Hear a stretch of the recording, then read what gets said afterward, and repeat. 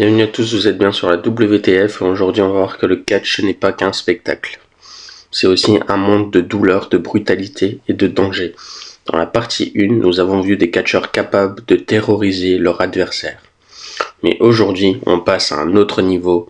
Alors voici le top 10 des catcheurs les plus dangereux, partie 2. On commence en numéro 10 avec Katsuyori Shibata.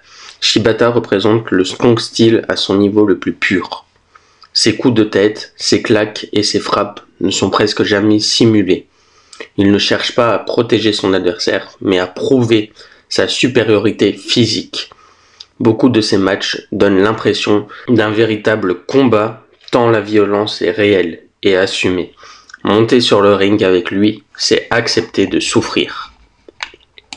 En numéro 9, on retrouve Sheamus. Sheamus est connu pour frapper plus fort que nécessaire. Ses coups d'avant-bras et ses kicks laissent des marques visibles pendant plusieurs jours. De nombreux catcheurs ont confirmé que lutter contre lui est extrêmement éprouvant physiquement. Son style est simple, frapper, user, écraser. Pas de finesse, juste de l'impact. En numéro 8, Samoa Joe.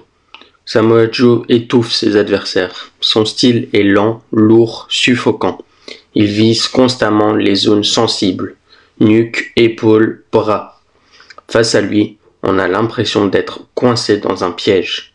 Beaucoup disent que Joe donne l'impression d'un combat réel, où chaque seconde est une lutte pour survivre. En numéro 7, on retrouve Ken Shamrock. Avant le catch, Ken Shamrock est un véritable combattant de MMA. Son style était rigide, agressif, sans compromis. Quand il appliquait une soumission, la douleur était réelle.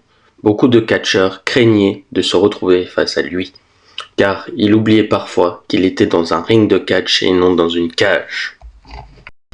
En numéro 6, on retrouve Minoru Suzuki. Suzuki est un véritable psychopathe du ring. Ancien combattant de MMA aussi, il frappe volontairement très fort et adore faire durer la douleur. Son sourire pendant qu'il fait souffrir son adversaire est devenu légendaire.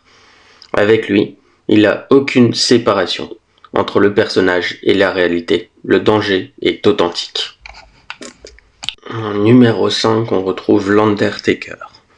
L'Undertaker n'est pas seulement une légende à l'écran, mais aussi une autorité dans les vestiaires. Son style était physique, brutal et son regard suffisait à intimider. Beaucoup de jeunes catcheurs redoutaient de l'affronter par peur de ne pas être à la hauteur ou de sortir blessé.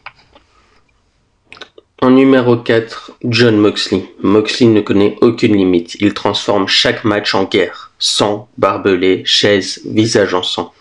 Il accepte une violence que peu de catcheurs sont prêts à subir. Son imprévisibilité rend chaque affrontement dangereux, car personne ne sait jusqu'où il est prêt à aller. En numéro 3, Brock Lesnar. Avec Brock Lesnar, le danger est permanent. Ancien champion UFC, il possède une force et une explosivité hors normes. Quand il applique une prise, ce n'est pas pour faire semblant. Plusieurs matchs ont failli dégénérer parce qu'il allait trop loin. Même aujourd'hui, il reste l'un des catcheurs que personne ne veut affronter, sans raison. En numéro 2, New Jack. New Jack était totalement incontrôlable.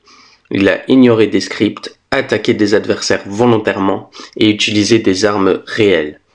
Certains matchs ont failli tourner au drame. Même ses partenaires avaient peur de lui. Il est considéré comme l'un des catcheurs les plus dangereux et irresponsables de l'histoire du catch.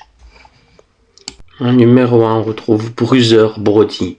Le catcheur le plus dangereux de cette liste, Bruiser Brody était célèbre pour son agressivité incontrôlable. Il frappait fort, ignorait les consignes et faisait peur même aux promoteurs. Plusieurs catcheurs refusaient de monter sur le ring avec lui. Avec Brody, chaque match pouvait dégénérer à tout moment.